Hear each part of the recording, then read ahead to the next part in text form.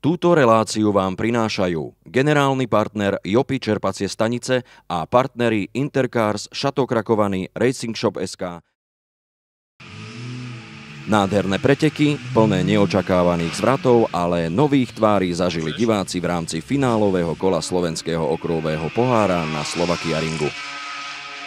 Okrem už v podstate stabilných jazdcov, ktorí sa seriálu Slovenský okruhový pohár zúčastňujú pravidelne, v prípade posledného tohtoročného kola na Slovakia Ring pricestoval aj zástupca jedného z najväčších partnerov seriálu Mačej Oleksovič, zastupujúci spoločnosť Intercars. Intercars zawsze kocha sport, kocha motorsport. Intercars má rád šport a miluje motoršport. V každej krajine sa snažíme podporovať motoršport. Aj v Poľsku, aj na Slovensku. Aj v každej krajine, kde je Intercars. A keďže Mačej je rally jazdec, zúčastňujúci sa aj svetového šampionátu, organizátor mu ponúkol aj možnosť vyskúšať si jedno z vozidiel Mazda MX-5 priamo v pretekoch.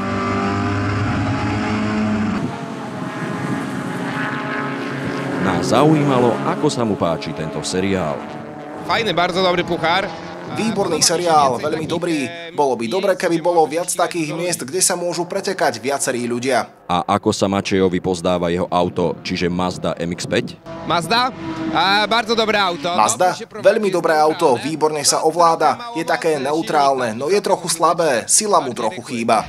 Mačej síce neskončil v pretekoch, ako sa hovorí, na bedni, nedojazdil však ani posledný, čiže dokázal, že aj keď okruhy nie sú práve tou disciplínou, ktorej sa venuje, s volantom si vie dať rady.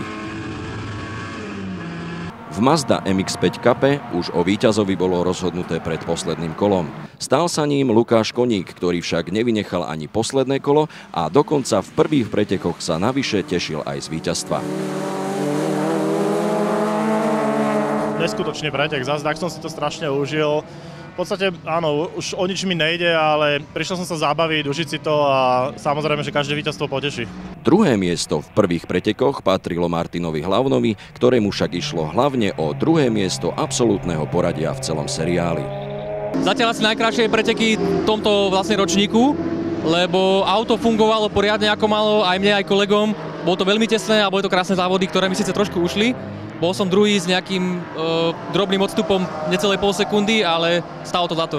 A na treťom mieste dojazdil Samuel Moskál. Martin Hlavna si toto posledné kolo doslova užil. Po druhom mieste v prvých pretekoch totiž pridal v druhých víťazstvo. Je teraz štartové pole strašne vyrovnané a keby ešte bol jeden pretek, tak si myslím, že by sme boli svedkami možno ešte zaujímavejších závodov.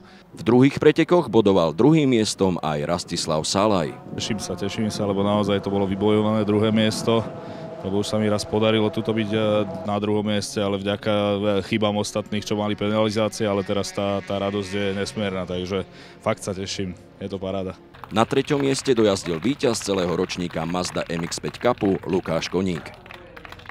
V kapovej triede Lotus ovládol oba dva preteky Tomáš Bizub. Prvý race bol úžasný, takisto druhý s Adamom sme si to rozdávali niekoľko kôl. Ako bolo to fakt na hrane, že ráno, keď som zobudil, nevedel som, že či ja alebo Adam, ale dopadlo to v môj prospech, takže som šťastný na konci roka. O druhé miesto sa pekne po bratsky podelili Ivan Lexa v prvých pretekoch a Veronika Vaňová v druhých. A rovnakým dielom, iba v opačnom poradí, si rozdelili aj tretie miesta. Medzi malými autami aj na Slovakia Ringu najlepšie oba preteky odjazdil Ondřej Kočka na Caterhame. V prvých však musel poriadne zabojovať a víťazstvo si zadovážil až v poslednom kole. Tam to bylo hodně zajímavý, tam to bylo off-house, poslední zatáčka, nebo poslední víceméně zatáčka a já jsem to měl teda naplánovanou na tu poslední, ale povedlo se v zatáčku dřív.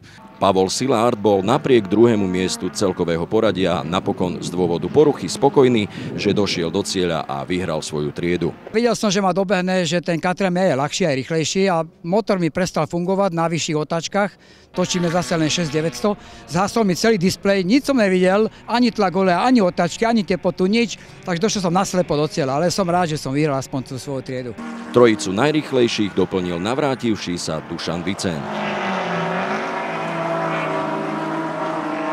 Druhé preteky skupiny STC boli najskôr z dôvodu jednej z havárií prerušené, po reštarte trojicu najrýchlejších uzatváral Marián Polóni. Kvalifikácia celkom dobrá, na druhom mieste. Škoda, že boli prerušené. Mal som ambíciu sa byť o prvé miesto, ale takto sa to nedalo s tým prerušením. Druhé miesto, ale aj dvakrát traťový rekord medzi vozidlami do 3 litrov sa v tomto prípade podarilo vyjazdiť Dušanovi Vicenovi. Áno, dneska som ho dal v prvej kvalifikácii a teraz v druhom závode som to vylepšil na 23.06, čo je na výkon auta nenormálny čas a som veľmi spokojný. A celkové víťazstvo aj v týchto pretekoch opäť patrilo Ondřejovi Kočkovi na Caterhame. Preteky BTC boli nielen pre divákov, ale aj samotných aktérov naozaj nádherné, pričom ich obohatil aj jeden z najlepších slovenských okruhových jazdcov Miro Konvopka s vozidlom Lamborghini Huracan. O víťazovi tejto skupiny bolo už rozhodnuté pred týmto finále, stále však bol v hre boj o celkové víťazstvo v rámci triedy do 3,5 litra.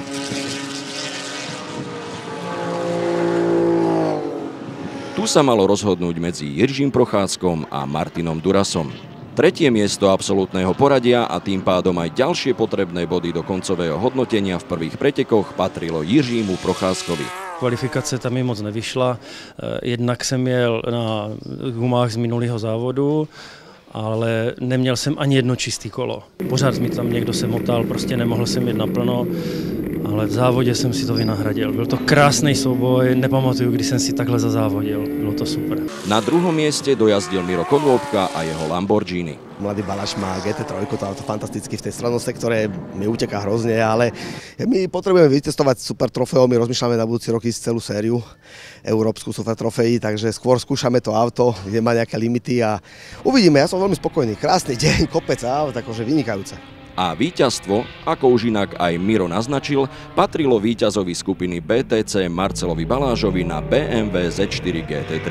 Bylo to super, konečně pořádný závodění, a tak uvidíme, jak to půjde příští závod. Aj v druhých pretekoch skupiny BTC sa malo rozhodnúť predovšetkým o tom, kto získa titul šampióna v triede do 3,5 litra. Bude to Procházka alebo Duras? Pre Martina Durasa nakoniec v pretekoch ostalo 4. miesto. Sezóna za nami, ale trochu ma to mrzí, že to nevyšlo a tak hádam, budúci rok to bude lepšie. Uvidíme. Miro Konvopka dojazdil po drobnej kolízii už v prvom kole pretekov a následných stíhacích pretekoch napokon na 3. mieste absolútneho poradia. V prvom kole po štarte ma tam trafilo BMW, som sa otočil, takže som vlastne išiel z posledného miesta. Tak som si zase trošku zapretekal, dal som najrýchlejšie kolo v závode, ale nie je to nič platné, nevadí. Ako zatrénovali sme, chceli sme chalan bol slušný, že prišiel sa ospravedlniť. V tých veľkých pretekoch sa mi to dávno nestalo.